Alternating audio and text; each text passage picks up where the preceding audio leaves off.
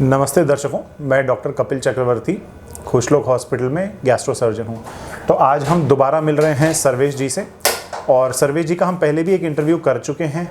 तो जब सर्वेश जी पूरी तरह स्वस्थ हो चुके हैं और आप जब फॉलोअप में आए हैं, तो अब हम इनका फाइनल इंटरव्यू कर रहे हैं। तो सर्वेश जी की कहानी के बारे में आइए जानते हैं खुद सर्वेश जी से। तो सर्वेश जी, हम एक इंटरव्यू कर लें आपका? जी सर, कर लें। तो सर्वेश जी, आप हमको अपनी बीमारी के बारे में बताइए कि आपको क्या दिक्कत थी शुरुआत से, कैसा आपका दिल्ली में इलाज चला और यहाँ पे ऑपरेशन की कहानी कैसी रही आपकी? सर, मेरा लगभग जो है 3 साल पहले मुझे ब्लड की वोमिटिंग हुई थी। हाँ जी। तो उसके बाद में मैंने जब हॉस्पिटल में मैं कई दिन एडमिट रहा मुरादाबाद, उसके बाद में वहाँ पे बताया कि मेरी जो खाने वाली नली है वो सिकुड़ गई है। वहाँ से मेरे को दिल्ली के लिए बोल दिया कि आप दिल्ली दिखाइए, दिल्ली से पहले आपका इलाज नहीं है। मैंने दिल्ली जीबी पंत में मेरा लगभग 2 साल इलाज चलता रहा।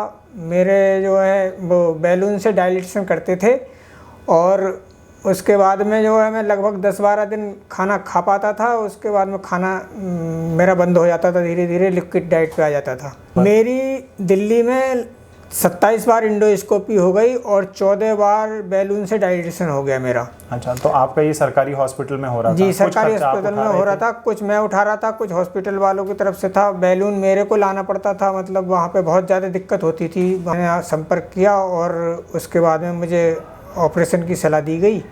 फिर मेरा सफल ऑपरेशन हो गया, मुझे कोई दिक्कत नहीं हुई उसके बारे में। आपकी छाती में कोई चीरे का निशान नहीं, कोई चीरा आपके नहीं। पेट पे जो चीरा है वो आप हमारे दर्शकों को कैमरे पे दिखा सकते हैं? जी, दिखा सकते हैं। देखें।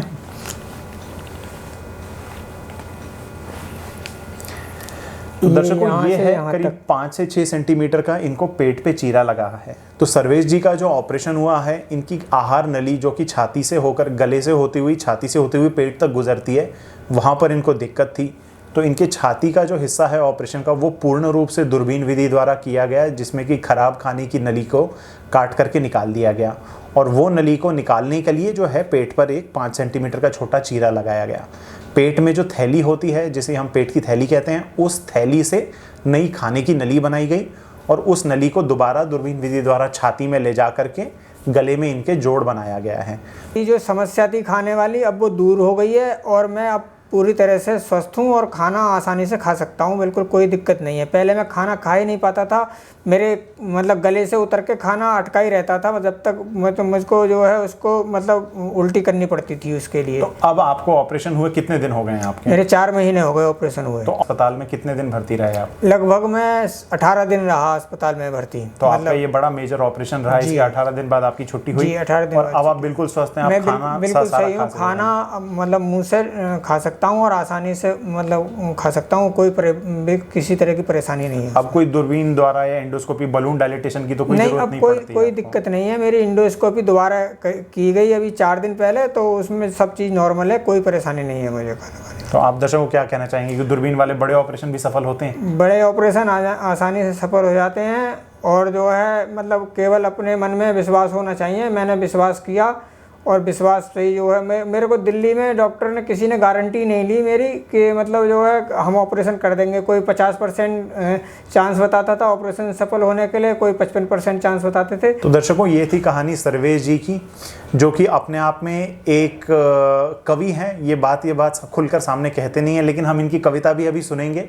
लेकिन उससे पहले हम जान लेते हैं कि इनका जो ऑपरेशन था आहार नली का, ये एक जटिल ऑपरेशनों में से माना जाता है, और ये ऑपरेशन दूरबीन विधि द्वारा करना उस जटिलता को 4 गुना ज़्यादा बढ़ा देता है। अगले वीडियो में आपको इनके सर्जरी के दौरान इनके पेट की और इनकी छाती का दूरबीन विधि द्वारा कैसी सर्जरी रही, वो भी अपडेट करके अपने चैनल पर दिखाएंगे। और आइए अब हम सुनते हैं सर्वेश जी से एक कविता। मैं एक शेर सुना रहा हूँ आपको कि जिंदगी सबको मिली हो ये ज़रूरी तो नहीं, जिंदगी सबको मिली हो ये ज़रूरी तो नहीं, सबके होंठों पे हंसी हो ये ज़रूरी तो नहीं, ऐसे कुछ लोग हैं जो याद बहुत आते हैं पर सबकी महसूस कमी हो ये ज़रूरी तो नहीं। सर्वेश जी पिछले 3-4 सालों से जिन समस्याओं से गुजरे, इनकी कविता में वो भी चीज़ों की झलक हमें मिलती है कि जीवन सिर्फ सुखों का नहीं, सुख और दुखों के से भरा एक अनुभव है। बुरे समय में हिम्मत ना हारें, अच्छे समय में बिल्कुल डिसिप्लिन्ड या ज़मीन से जुड़े रहें, अपने संगी साथियों की मदद करें ताकि उनका बुरे समय में आप उनका साथ दे सकें। नमस्ते दर्शक। नमस्कार।